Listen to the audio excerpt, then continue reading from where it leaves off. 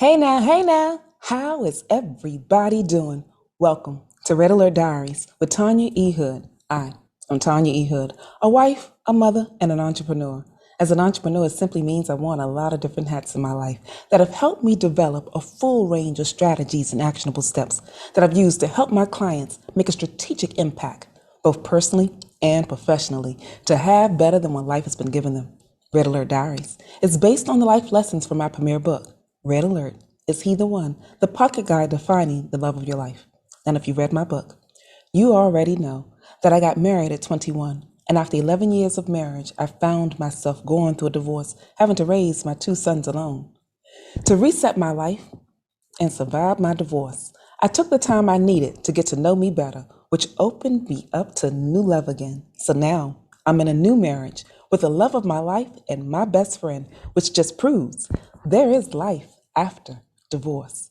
On this podcast, we have conversations about real talk, marriage and divorce, legacy and money. And I want you to join me on the journey.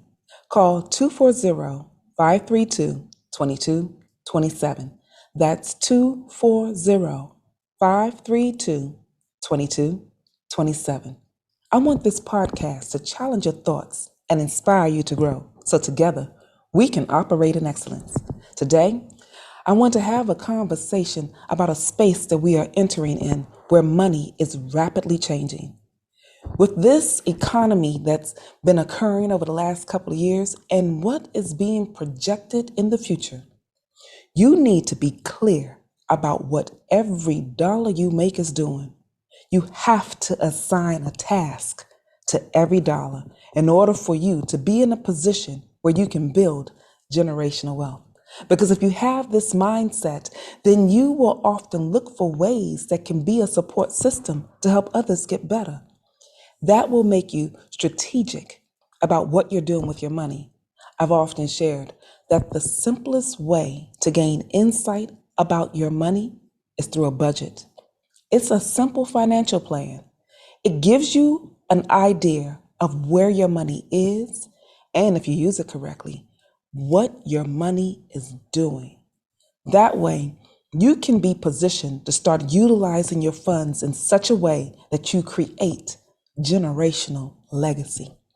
Now, for those in the Black and Latin community, I have heard it said that you are not able to build generational wealth because of the environment that you've been raised in. Well, I know that there have been pockets of wealth in Black America.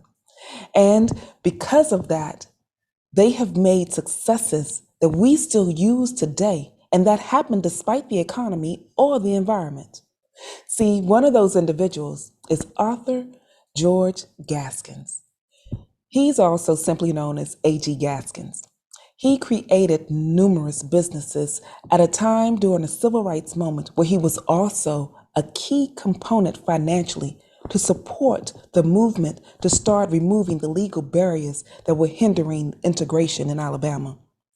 When he died at 103, he left behind the Booker T. Washington Insurance Company, the A.G. Gaskins Construction Company, the Smith and Gaskins Funeral Home, and a financial institution called the CFS Bankshares, which was a Citizens Federal Savings Bank.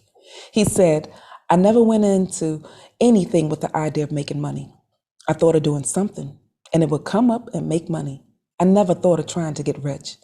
I am so glad that he shared that, because by him sharing that insight, he has given us an attribute to success.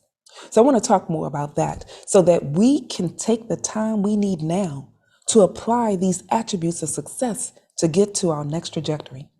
So the first thing that he shared was an idea.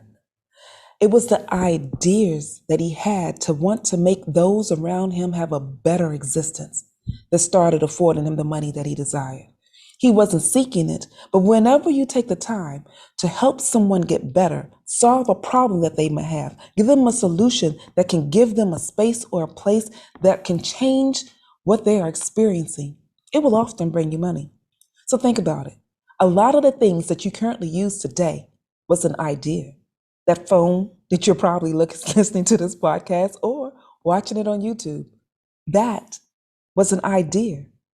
Some of your everyday basic items were ideas. What ideas do you have? Because there's something that you've been thinking about, that if someone had made this, it would make my life easier. That thought right there, that is what you need to start bringing to the table. Because see, everybody was born with a gift in the seat of their soul that you are to give to this generation. You are like a tree planted by the streams of waters that bears fruit for the world. I want you to see if you are properly planted, because if you are, then your gifts, skills, and talents will start bringing in some of the fruit that others need to grow and develop. And if you're looking for financial success, it'll start producing some of that for you as well. Now, let's walk on to the next attribute of success. And it's simply watching the company that you keep. I'm certain that some of you have heard that you are the sum of the 5 people that you spend the most time with. That is actually a true statement. For a long time, I didn't think about it. But when I decided I wanted to change my financial position, I had to start making some adjustments because the ideas that I had that were showing up, the people in my circle at that time wasn't able to support it, didn't understand what I was thinking. And so I was either stuck where I would stay where I was to make everyone around me continue to feel comfortable, or I was going to make a decision and move on my own so that I can get to the dream and goal that I knew was going to make a change for me and for them once I accomplished it. See, sometimes we don't want to take a moment to leave our inner circle because we feel like we're trying to make it. We want to help them make it as well. Sometimes the best thing that you can do for those around you is to show them what success looks like, and then give them the steps and actions that they need to get there themselves. Some people may never believe that they can change their financial trajectory until they see you do it. See, you are the catalyst that can change how your family sees wealth. You are the catalyst that can change how the world is impacted, because in the seat of your soul is the answer to someone's prayer. So I want you to start paying attention to who you're keeping company with so that the ideas that you generate can change the trajectory of your life and those around you. And then the final thought I want to leave you with is, remember that growth happens in levels.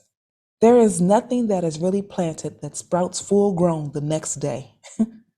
Let us be patient with ourselves as we grow our gifts, as we enhance our talents, as we start laying the firm foundation that we need to build the financial trajectory that we're looking to get to.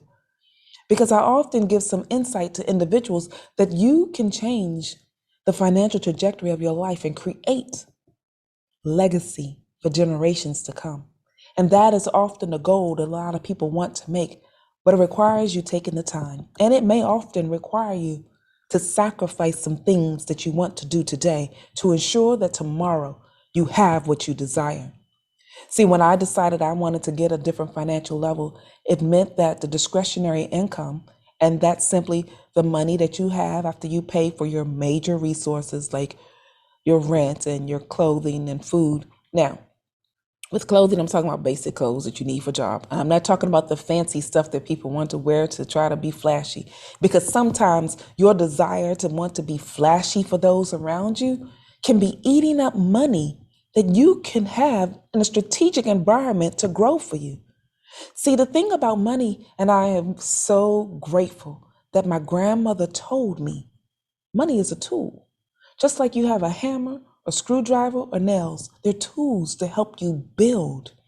And if you are clear about assigning a job to your money, it will go out and it will start working for you. And you can also position yourself to start assessing, is my dollar making the money that I intend for it to make? If not, you may need to restructure a deal, move into a different process, or revamp what you're doing so that that $1 can go back and bring a compound interest that will support you in the future and support generations to come. See, when I started surrounding myself with individuals, because at one point I was a real estate investor, and I've done that on and off over the years because I had to learn different things as I went into different levels. In this day and age, home ownership is still one of the ways that generational wealth is passed on. But unfortunately, because of things that have happened in the past for Black Americans. I'm just going to speak to that right now because being a Black woman in America, I know what it is like to walk into a space where you are still in some environments that a past idea that someone had to structure the layout of the land for financial positions have caused a detriment in the Black community. See, at one time in this country, there was this thing called redlining. It's illegal now, along with blocking and steering, other tactics that were used to redirect where the best lands could be found. And Black people were sort of bunched into an area that became slums, that was not the best place to truly grow, was not the best environmental space. And some of those places to this day are still low income neighborhoods. And because that is still the lay of the land, we've got to position ourselves to know some things different, position ourselves in some different environments so that we can start making the changes that we need to change that part of history.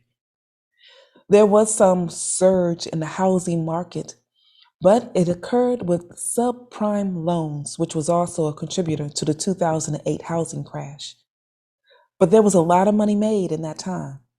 But for those that weren't strategically placed, surrounded by people that understood what was happening, surrounded by individuals that can help you with the idea that you had at the time, you may have got caught. And unfortunately, a lot of Black and Latin Americans were positioned not to get the best possible means of financial success from that. And there are still several families to this day still trying to recuperate from 2008. Well, now we're in a space where money is rapidly changing, where the environment is making other adjustments. And for those of you that want to take the time now to reposition yourselves, surround yourself with individuals that can give you insight about what it means to properly leverage your discretionary income so that you have the money that you need to tell your finances where to grow, so that when you send your money out, it has an assignment and it brings back to you what you need to build generational wealth. I have often helped several individuals because a unique strategy that I have often used is lease options. And I love that strategy because I can use it in any environment, in any economic situation, and it doesn't cost me a whole lot to be able to do it. That is how, for those of you that have listened in the past, when I wanted to make a trip with my kids, I would go and create a deal, structure it accordingly so I knew how much money I was getting off of it and position myself. I only need to do a few a year because I also wanted to pour into my children, because the legacy for me was not all financial. Yes, the money was helpful, but money is a tool. So when I wasn't working on a real estate deal, I wanted to make certain that I poured knowledge and insight into my children. Because when my grandmother told me that money is a tool, I then turned around and shared that with my children. But I also told them that they need to make sure that every dollar that they make has a job to go get more money and bring it back to them.